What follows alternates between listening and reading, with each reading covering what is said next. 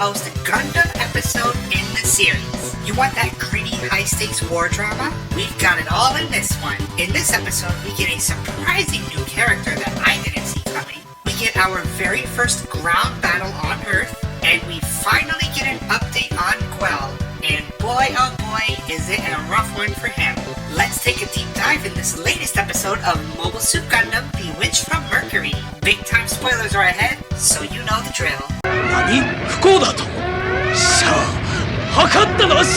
So we take a break in this episode from the school life of Astacasia and catch up to life on Earth, particularly in the Dawn of Fold compound. Remember that pilot that we saw during the attack on Planketta, Olcott? Well, he is a big-time player in this episode. We'll learn a lot more about him and his background a little later on. Inside the abandoned school halls, two Earthian children shout at a Spacian inside the bathroom stall. They're trying to get this Spacian to eat, but this Spacian hasn't eaten in 3 days. He keeps mumbling to himself that he's sorry. Sure enough, it's Guel! And oh my goodness, is he in rough shape.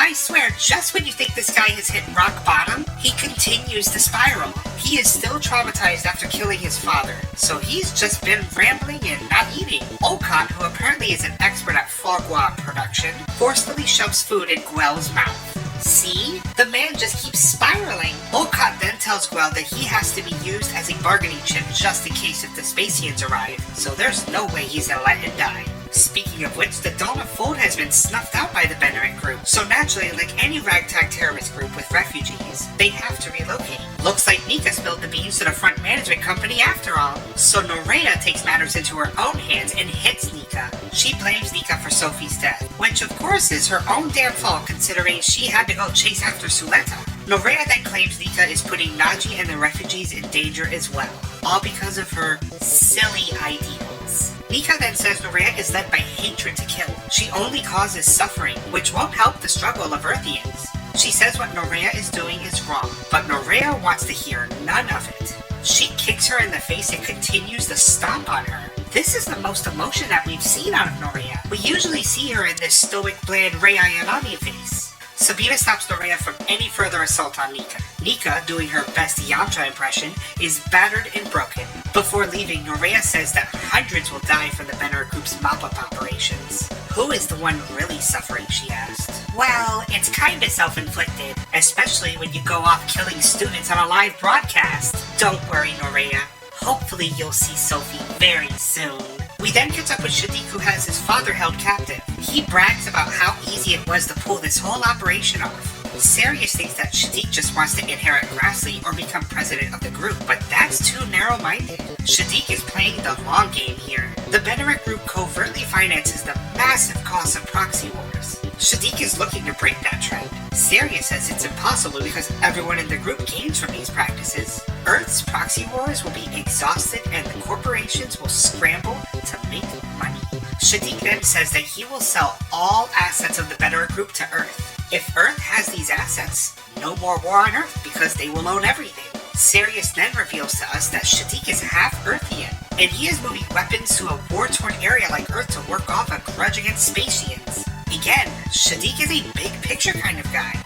He is thinking so many steps ahead of Sirius. Shadiq says that Spacians alone controlling all interests will keep exploiting us, and one can't do anything without power. So he will be the one to seize that power. I really like how Shadiq is portrayed in this season. He is the puppet master pulling the strings of everyone. Very Shirako-like. I guess you can call him a Phantom Menace? Boo! Back on Earth, the Benneret group's Earth garrison forces are searching for the Dawn of Fold. They're all riding on air sleds, which reminds me so much of Zeta Gundam. Kenanji, the Michelin Man captain of Dominicus, is asking why his unit wasn't sent on the mission. Rajan, who is, if you don't remember, it's Delling's right-hand man, says that the board has made this decision to send the security forces so they wouldn't be owed a favor to Cathedra. The bureaucracy is real. For a real-world comparison, think of this as like sending the United States National Guard instead of sending Navy SEALs to go take out some terrorists. Raja then has a visitor, Miorina of all people. She asks him what he knows about Quiet Zero. Lots of mentioning of Quiet Zero in this season. It's all leading up to one big finale. We'll catch up with Rajan and Miorina at the Stinger in the end of this episode. The Earthian refugees continue to load the supplies in an effort to evacuate. The Earthian pilots bicker with one another about responsibilities during their defensive stand against the Spacians. Jaleel, Philip, and Bessie, they'll each play an important part in this episode very soon. We then see a makeshift grave for Donafold's fallen hero, Sophie. Turns out she was liked very much by the refugee children. Olcott would much rather have everyone get evacuated instead of wasting time on a fake funeral. But Naji, of all people, sympathizes with the kids, even though I'm sure Naji would just use them as a bunch of child soldiers if he had the chance.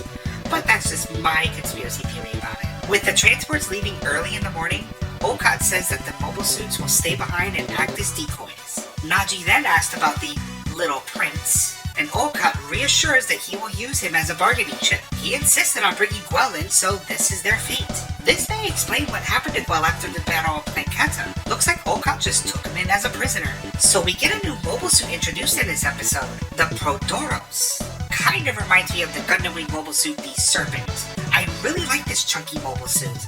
I would have loved to see the chain gun that they were mentioning in this episode though. So they are given specific orders. They have to keep security forces from detecting the evacuation, don't attack first, and avoid fighting if they can. Remember this because this is definitely not how it goes down. Later on, Olcott is seen being a lookout and noticed Sando and Sepia, the two kids that were trying to get Guel to eat earlier, sneaking around the abandoned school. Jaleel was on lookout and he spots 4 approaching mobile suits in the air. Remember your orders, Jaleel! Then we see a knife drop and it looks like Sepia was about to kill Guel. Luckily, Olcott was there to stop her. Sepia was trying to get revenge for her dead father. He died during the attack on Planketta. I had to go back and watch that episode to try and get my bearings as to who was where and who was what. This is why we need more cockpit cut-ins in this series. So it turns out Jaleel and Mache were indeed there, but no mobile suits were shot down. So I can only assume that her father was a part of the boarding party, or maybe was the one who got Gundam slapped. Anyway, so Sepia is seething over the fact that Guel was brought instead of her father. Guel continues to lament over the loss of his own father. If he had died, his father would be alive.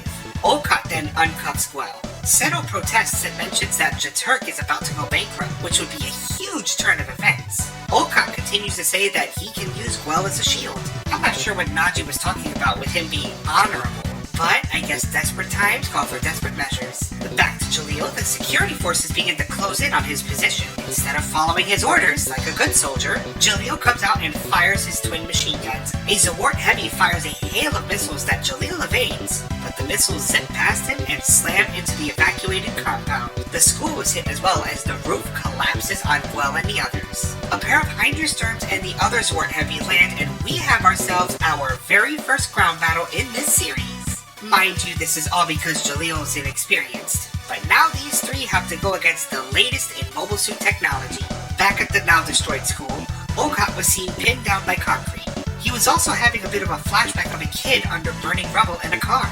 The kid suddenly catches fire and Seto was seen trying to get Olcott back to reality. Turns out Olcott's left arm is cybernetic. I guess you could call him Donafold's Winter Soldier. Although Seto made it out okay, Sepia is in much worse condition. She was flattened by concrete and is dying. Olcott already knows Sepia is going to die, so there's no use sticking around. He tells Seto to go to the evacuation point and assumes that Guel was also crushed. But Sepia is actually barely clinging on to life. Again, self-inflicted, because if she just listened to everyone and went with the other kids to the evacuation, she wouldn't have died. Still, I kind of feel for her. Why do I feel sorry for Sepia instead of Sophie? Because Sepia is the Zawart Heavy closes in on Jaleel. Mashke triggers a series of explosive devices around the Hydrostorm and seemingly destroys it. That is until it emerges from the smoke and fires a direct shot at Jaleel's cockpit. Jaleel's short screen time ends here and he is dead.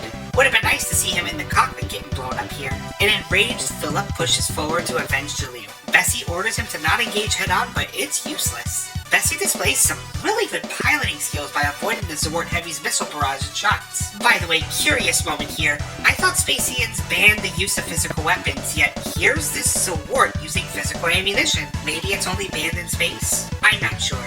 Maybe my eyes are playing tricks on me, but that looks like a machine gun with some bullets in it. Mache then hits the Zewort Heavy with a big anti-mobile suit gun, but it did 0 damage. The Zewort then fires on the truck, but Mache bails out. Dawn of Fold's mobile suit pilots are falling left and right. At this rate, they won't have anyone left. Olcott then shows up in his Protoros and stabs the Zewort Heavy in the cockpit. With the vehicles preparing to evacuate, it's up to Olcott to make it happen. I really wasn't expecting to be such a prominent figure in this. Meanwhile, Gwell is carrying Cynthia trying to find a way to get out of the area. She asks him what does he want, and Gwell has no clue. The man has spiraled out of control from heir to a company to a force-fed goose. At this point, anything is better. Philip's Protoros continues to press the attack against the security forces. The Hydrostrom lands before the missile truck and was about to fire, but Philip pulls a Lala and sacrifices himself. As a family man, he takes one last look at himself with his wife and kid while he burns up from the beam shot. See this is good use of cockpit cut-in. We need more of this. The truck unleashes a barrage of missiles at point-blank range along with the Protoros exploding. This massive explosion engulfs the truck, the Hydrostrom, and the Protoros, killing all of them instantly. All that's left is Olcott and Bessie. Bessie is out of ammo, so he takes out his melee weapon. Gwell is still trying to find help with Cynthia barely clinging to life behind him. A Protoros is sent flying across the screen like a Tom and Jerry cartoon. Cynthia recognizes it as Bessie's, and Gwell opens the cockpit. Bessie's limp body is inside, and Gwell immediately hurls all that stuffed food that went down his throat. Despite the condition, though, the cockpit still had power. He's going to try and get out of there with Cynthia. You got this, Gwell. Hop back on that horse and save her. So here's where we get Olcott's background. His real name is Ridrick Kruger. Badass name, by the way. Kenaji is surprised that he's still alive. Apparently, he was a former member of Dominicus, and if you pause here, you will see a bunch of neat information. Apparently, 20 people were killed during that attack on Planketta. He also has other incidents under his belt. He's attacked a shuttle, he shot the president of a company, and he occupied some mine in the Pacific Ocean. It's these little nuggets of information that I absolutely love. Kenaji remembers him as an immature kid who wasn't afraid of backlash and answered to his own sense of justice. But in the end of his tenure with Dominicus, he was attacked by Earthians himself, and his family was collateral damage. Very interesting about Olcott. Why would he side with the people that were involved in the death of his family? I hope we get more information on this one. As Olcott was struggling against the security forces, after all, it's just him now, he then notices another mobile suit in the distance taking off. It's Gwell and Bessie's Protoros looking for an evacuation vehicle. This draws the attention of the security forces and distracts just enough for Olcott to knock one of them down. Not sure if the bullets penetrated the cockpit or if the mobile suit was just disabled. His rifle was then knocked away, but he draws his melee weapon. The Hydrostrom is then cut in half and explodes. Olcott calls out to Bessie, but it was Gwell on the other end. He says it was too late for Cynthia. She died in his arms while he tried to get help. Just one more trauma for Gwell to put on his shoulders. But at least the refugees escaped in their transports. He buries her next to the makeshift grave of Sophie. Gwell does not know what to do. He is a man with nothing, and Olcott isn't really interested in him. He tells him that he's not his father, and he has to do his own thinking. Gwell asks if Olcott can at least take him to the orbital permit lift. He says he doesn't want to lose any more of the things that bind him to his father. Before we end it, we have another stinger to cover. Rajan tells Miorina all about the beginnings of Quiet Zero. Her mother, who is a botanical engineer, had thought some of the survival strategies used by plants could be applied to humanity. It was a long-shot dream, but apparently that's how she was. Delling supported his wife's dream, contrary to the picture that Miorina paints of him. This war that happened before all of this really took a toll on Rajan. Many of his comrades died by these forbidden weapons, and that's why he hunts Gundams. It is for that reason the war partitioning took place, to stave the conflict in one place. But it was a bit of a dead end. Constant war means constant profits, but it also means constant loss of life. So Miorina's mother's vision was a source of hope. But then an accident took her life, and Miorina then realizes why she was the prize during the duels. It was not only to be paired with the strongest candidate, but also to be a distraction from Quiet Zero. Rajan tells Miorina that her life is hers, and she should follow her heart. Holy moly, comrades. I know I'm pretty hyped about most of these episodes, but I've gotta say, this episode was top tier in the series. It had everything that the Gundam show was supposed to have. Not that I'm complaining about the school drama portion, but this right here is what many of us were waiting for. The high stakes, the loss of life, two opposing factions duking it out. Again, I know I've said this before, but I'm going to say it again. We need more cockpit cut-ins. We got a couple in this episode, but I feel like we could have had more. As for Guel, I am really having a hard time thinking of any other Gundam character who went through more. Pretty sure he's chasing Uso in the most traumatized contest. So the real question is, what's next for him? A lot are speculating that he's going to be ending up in that Schwarzette Gundam, which was teased to us during the release of a number of Gunpos for this new season. It's very possible, considering we don't know what Dawn of Fold has up its sleeve. I had to rewatch the battle a few times to sort of get my bearings as to what was happening with the security forces. It could have gone so much more smoother if there was just a little bit of dialogue between the Zamorts and the Hydras. The impact that Cynthia had on me, I was almost convinced that she was going to make it with Guel's help, but it makes for further great character development for Guel. Anywho, comrades, that's the video. Please let me know what you think down below. Was this episode everything you asked for in a Gundam show? What are your thoughts on Okant? And what do you think will be next for Guel? Could Guel be a part of the Dawn of Fold? Oh, say it ain't so. I don't want you to be a terrorist, Guel. I hope you're enjoying this series as much as I am, and I cannot wait for the next episode, Cycle of Sin. With a name like that, I'm pretty sure there's going to be a whole lot more war crimes and mayhem coming our way. Until next time, comrades, bye! Congratulations, you made it to the end. The cringe is over, unless you want more. Do it.